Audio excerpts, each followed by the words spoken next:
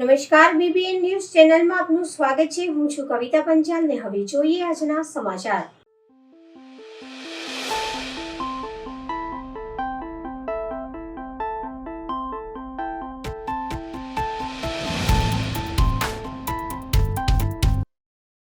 પાદરા તાલુકાના મહુવડ ગામે ક્ષત્રિય અસ્મિતા સંમેલન યોજાયું। ખૂબ મોટી સંખ્યામાં ક્ષત્રિય સમાજ તેમજ અન્ય સમાજના આગેવાન, યુવાન મિત્રો, માતા બહેનો ઉપસ્થિત રહ્યા હતા અને આગામી દિવસોમાં જ્યારે ચૂંટણી આવી રહી છે ત્યારે રાજા રજવાડા અને બેન દીકરીઓ વિશે રૂપાલાએ જે ટિપ્પણીઓ કરી છે તેમના વિરોધમાં રૂપાલાની ટિકિટ રદ ન કરાતા હવે ક્ષત્રિય સમાજ લાલ ગુમ થયા અને હવે ભાજપને મત ન આપવા અપીલ કરવામાં આવી અને જય ભવાની, જય માતાજી, ભાજપ જવાનીના નારા ગુંજી ઉઠ્યા। ભાજપ વિરુદ્ધ મતદાન કરવાની પ્રતિજ્ઞા લીધી।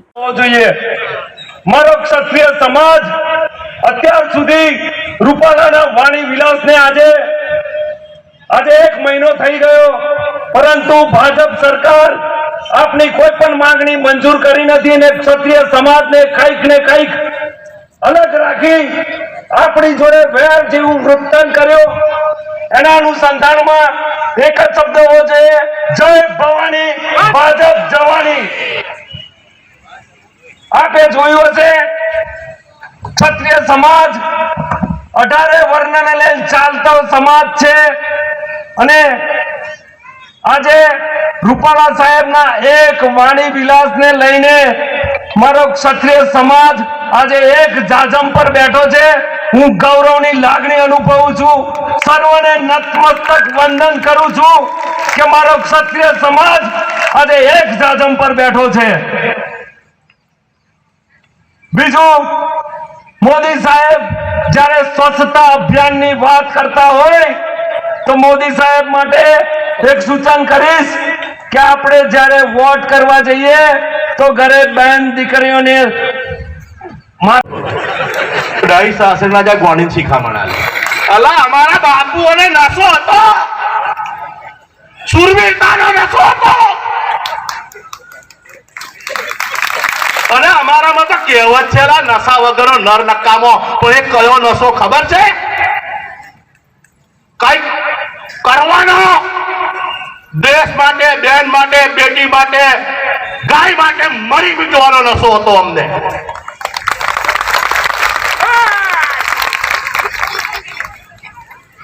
પાછા જયચંદ તો જતા રહ્યા, એમની ઓલાદો મેલી ગયા છે, એ પાછા ભજપૂતોમાં બેઠા અંદર। હમણાં કાલે એક ભજપૂતે ડિબેટ ગોઠવી, મને તો ખબર જ નહીં, અને ડિબેટ માટે કવર બી પાછું આવી ગયું હશે। આ પાછું ધ્યાન બહુ રાખે કે આ સમાજને આ આંદોલન તોડવાનું કેવું, એટલે ડેમેજ કંટ્રોલ આ લોકો શબ્દ વાપરે છે। શું વાપરે છે? અને પાછા મીડિયા મોટું મોટું બતાવે જો ડેમેજ કંટ્રોલ માટે હર્ષસંઘવી અહીં પહોંચ્યા। 21 છોટાઉદેપુર લોકસભા માટે પોલીસ સ્ટાફ સહિતના કર્મચારીઓએ કર્યું મતદાન। ડભોઈ સેવા સદન ખાતે મતદાન પ્રક્રિયા યોજાઈ। તમામે કર્યું બેલેટ પેપરથી મતદાન। 250 પોલીસ કર્મચારી, 350 હોમગાર્ડ જવાન ઉપરાંત ડભોઈ, ચાણોદ અને વર્ણામાં યુનિટના 600 જેટલા જીઆરડી જવાનોએ મતદાન કર્યું। લોકસભાની ચૂંટણીના દિવસે કર્મચારીઓ બંદોબસ્તમાં તૈનાત રહેનાર હોવાથી આજરોજ બેલેટ પેપરથી મતદાન કર્યું। પોલીસ સ્ટાફ સહિતના જવાનોએ મતાધિકારનો ઉપયોગ કરી ખુશી વ્યક્ત કરી હતી।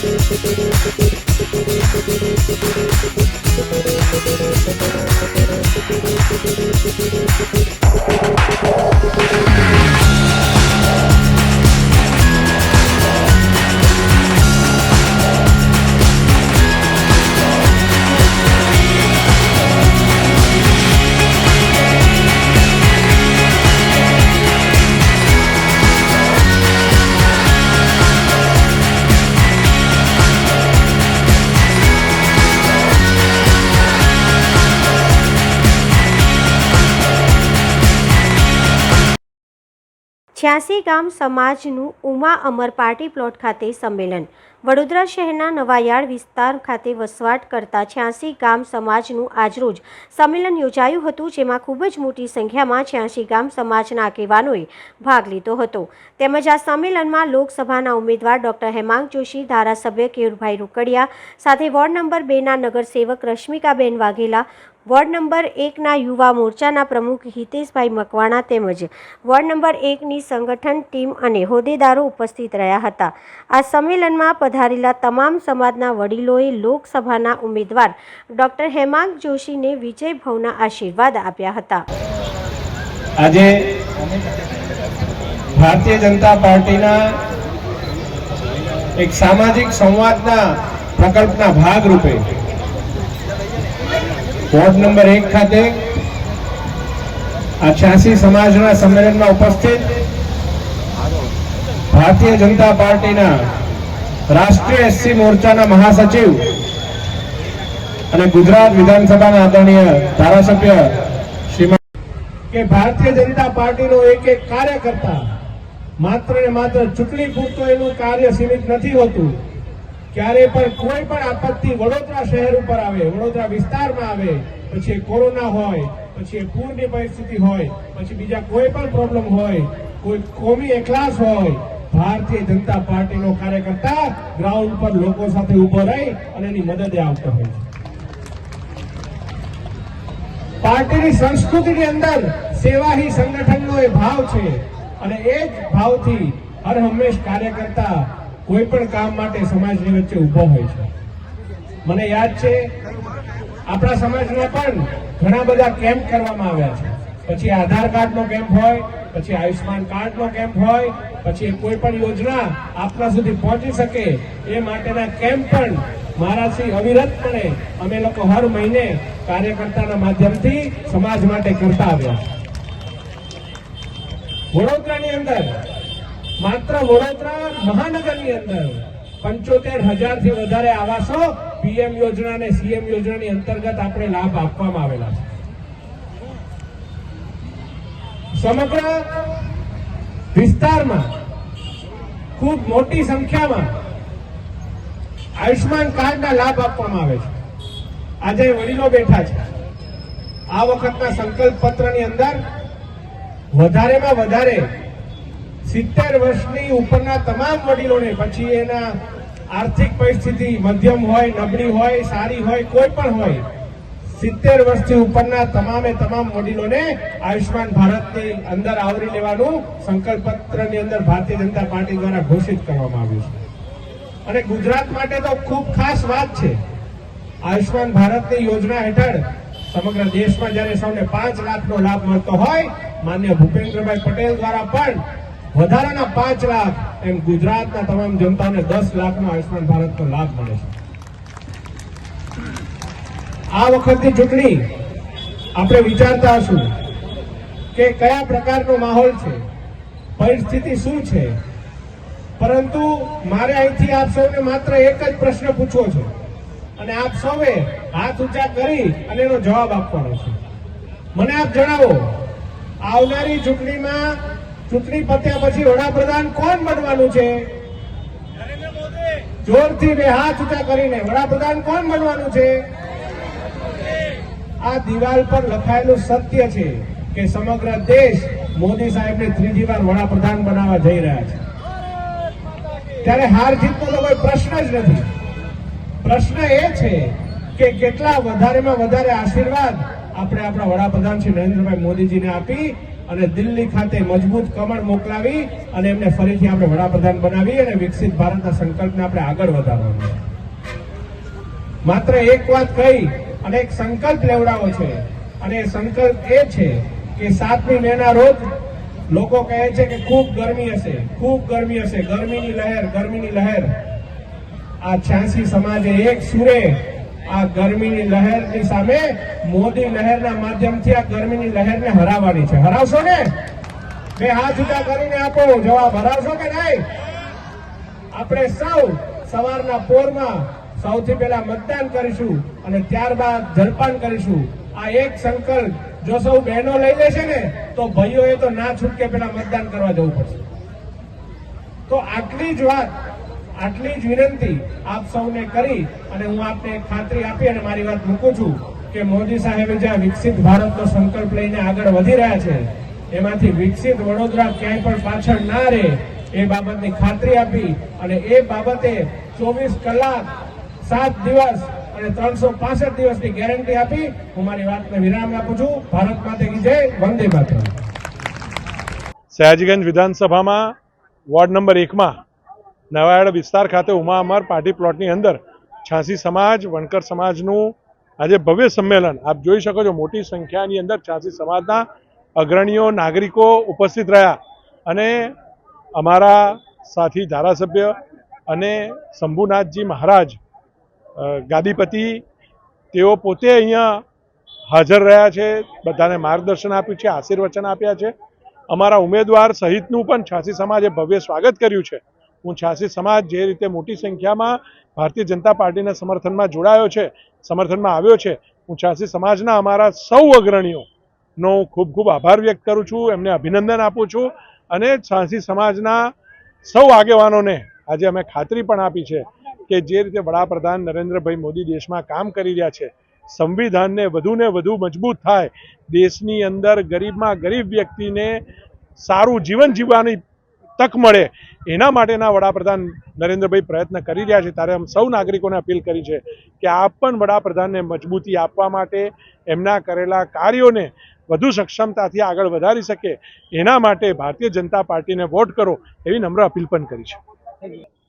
જી, આજ રોજ વોર્ડ નંબર 1ની અંદર 86 ગામ વણકર સમાજ દ્વારા એક મહાસંમેલનનું આયોજન કરવામાં આવ્યું હતું. એને સામાજિક સંવાદ તરીકે આપણે આ કાર્યક્રમનું ખૂબ ભવ્ય રીતે આયોજન કર્યું. 86 સમાજના મોટી સંખ્યામાં લોકો અહીંયા ઉપસ્થિત થયા હતા અને ખૂબ સરસ આયોજન થયું. બીજેપી દ્વારા એક લક્ષ્ય લેવામાં આવ્યું છે કે આ વખતે 400 ને પાર તે લક્ષ્ય છે તે સંપૂર્ણ થશે કે નહીં? જી, બિલકુલ થશે. કારણ કે આપ જોઈ રહ્યા છો કે આ ટૂંકી નોટિસમાં આજે 2 દિવસમાં અમને આ કાર્યક્રમ આપવામાં આવ્યો હતો અને કેટલી મોટી સંખ્યામાં લોકો અહીંયા ઉપસ્થિત છે. જ્યારે તમે જોયું કે આપણા લોકપ્રિય ઉમેદવાર હેમાંગ જોશી અહીંયા આવ્યા અને લોકોનો ઉત્સાહ, આજે કેયુરભાઈએ ખૂબ સરસ સ્પીચ આપી અને તમે જોયું કે લોકોએ એમને જે પ્રતિસાદ આપ્યો અને અમારા જ સમાજના અને એવા જ અમારા પૂજનીય એવા ગઢડા વિધાનસભાના ધારાસભ્ય મહંત શંભુનાથ બાપુજી પણ અહીંયા ઉપસ્થિત હતા. તો આપ જોઈ શકો છો કે અહીંયા આટલા નાના વિસ્તારમાં પણ આટલા બધા લોકો આટલો ભારતીય જનતા પાર્ટીને પ્રેમ આપી રહ્યા છે. તો સમગ્ર દેશમાં તો તમે અલગ જ લોકોનો આજે વાતાવરણ છે અને અબકી બાર 400 પાર તો શક્ય છે જ અને સાકાર થવાનું છે, પણ અમે માનીએ છીએ કે 400 થી પણ વધારે સીટ ભારતીય જનતા પાર્ટીને મળશે. આજે જે પ્રકારે સયાજીગંજ વિધાનસભા વિસ્તારની અંતર્ગત વોર્ડ નંબર 1માં ઉમા અમર પાર્ટી પ્લોટ ખાતે 86 સમાજની એક વિશાળ સામાજિક સંમેલન યોજવામાં આવ્યું.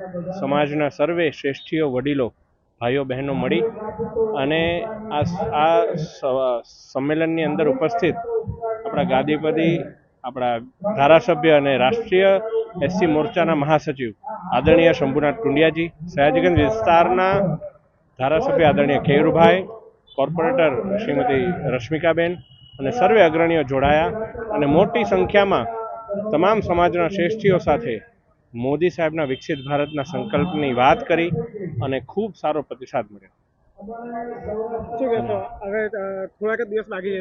તે ચોક્કસ આપના માધ્યમથી હું વડોદરાના સર્વે નગરજનોને આગામી લોકસભાની ચૂંટણીમાં જંગી બહુમતીથી મતદાન કરવા માટે અપીલ કરું છું અને એમની તબિયતનું પણ ધ્યાન કરવા માટે આહ્વાન કરું છું.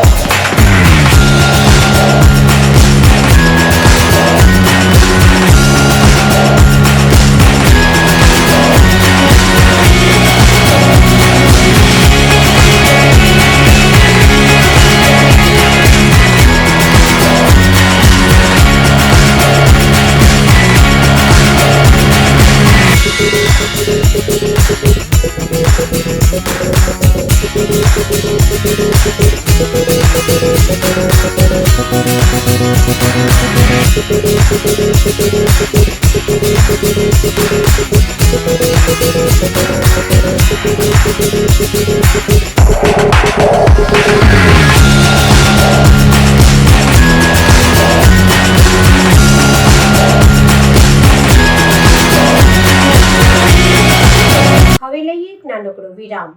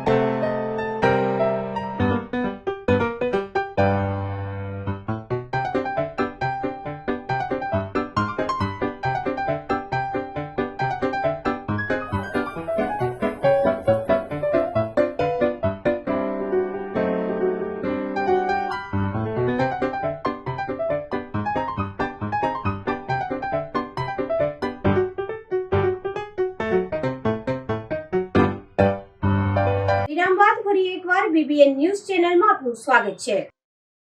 અપહરણના ગુનામાં ભોગ બનનાર તથા આરોપીને ગણતરીના દિવસોમાં શોધી કાઢતી ભરૂચ શહેર એ ડિવિઝન પોલીસ સ્ટેશનના સર્વેલન્સના માણસોને મળેલ બાતમી તથા હ્યુમન ઇન્ટેલિજન્સ અને ટેકનિકલ સર્વેલન્સના આધારે ભરૂચ શહેર એ ડિવિઝન પોલીસ સ્ટેશનમાં ગુનામાં ભોગ બનનાર તથા આરોપી રીતેશભાઈ રમુભાઈ બારિયા ઉંમર વર્ષ 19 રહેઠાણ નિશાળ ફળિયું વણભોઈ ગામ તાલુકો જિલ્લો દાહોદ બંને વણભોઈ ગામ તાલુકો જિલ્લો દાહોદ ખાતે હોવાની ચોક્કસ માહિતી મળતા અત્રેથી પોલીસ માણસોની ટીમ બનાવી દાહોદ ખાતે તપાસમાં મોકલતા ઉપરોક્ત ગુનામાં ભોગ બનનાર તથા આરોપીને શોધી કાઢતી ભરૂચ શહેર એ ડિવિઝન પોલીસ સ્ટેશન વડોદરા શહેરના આજવા ચોકડી પાસે આવેલા સિગ્મા કોલેજ રોડ પર જોય ઈ બાઇક કંપનીમાં ઇલેક્ટ્રિક બેટરીઓમાં ભીષણ આગ લાગી હતી. ફાયરની ટીમ ઘટના સ્થળે પહોંચી હતી અને આજુબાજુના ગામના લોકો પણ ત્યાં પહોંચી ગયા હતા. આગ ઓલવવા તેમના દ્વારા પ્રયત્ન કરવામાં આવ્યા હતા. ઘટના સ્થળ પર સરપંચ પણ પહોંચી ગયા હતા અને આજુબાજુના ગામના જેટલા પણ પાણીના ટેન્કર છે તેને પણ મંગાવવામાં આવ્યા હતા અને આગને ઓલવવાના પ્રયત્ન હાથ ધરવામાં આવ્યા હતા. 5-6 કલાકની મહેનત બાદ આગને ઓલવવામાં સફળતા મળી હતી. આ ઘટનામાં કોઈને કોઈ પણ પ્રકારની જાનહાનિ નથી થઈ, પરંતુ કંપની અને આજુબાજુમાં આવેલા ખેતરોને ભારે પ્રમાણમાં નુકસાન થયું હતું. આ કંપનીમાં કોઈ પણ પ્રકારે ફાયરની સેફટી હતી કે નહીં તે પણ એક મોટો વિષય છે અને એનઓસી દ્વારા તેની ચોક્કસ પ્રકારે તપાસ કરવામાં આવશે. લોકસભાની ચૂંટણીના મતદાનને લઈને તંત્રએ શરૂ કરી તૈયારી. છોટાઉદેપુર લોકસભાના ઓબ્ઝર્વરે બૂથોની લીધી મુલાકાતે સંવેદન અને અતિ સંવેદન બૂથોની લીધી મુલાકાત. ડભોઈ શહેર તાલુકા બૂથોની મુલાકાત લેવામાં આવી. લાગતા વળગતા અધિકારીઓને આપી સૂચનાઓ. નાયબ કલેક્ટર મામલતદાર સહિતના અધિકારીઓ હાજર રહ્યા હતા. 7 મેના રોજ લોકસભાની ચૂંટણીનું થશે મતદાન.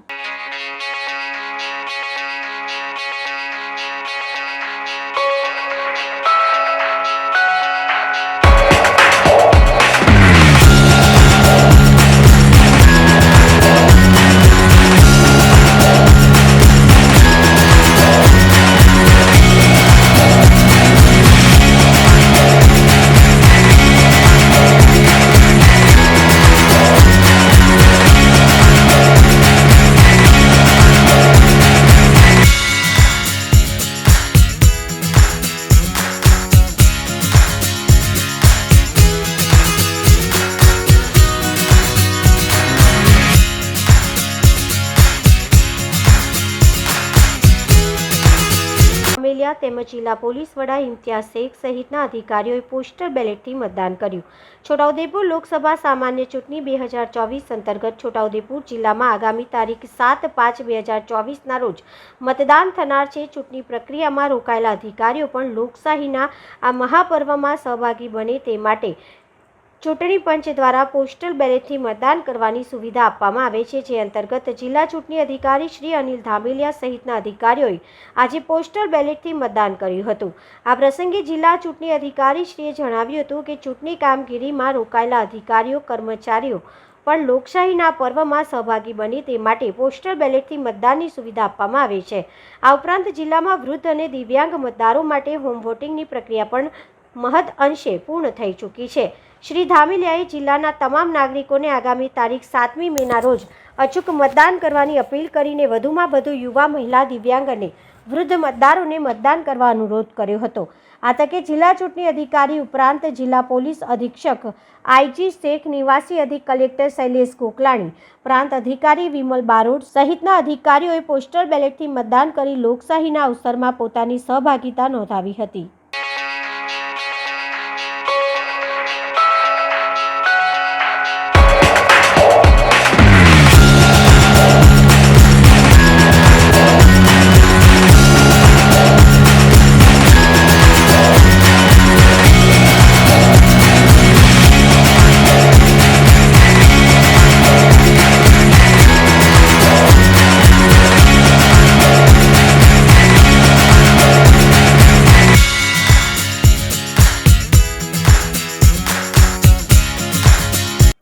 આજના સમાચાર આવતીકાલે ફરી મળીશું આ ચેનલ પર આ સમય. ત્યાં સુધી સમગ્ર BBN ન્યૂઝ ચેનલની ટીમને રજા આપશો. નમસ્કાર.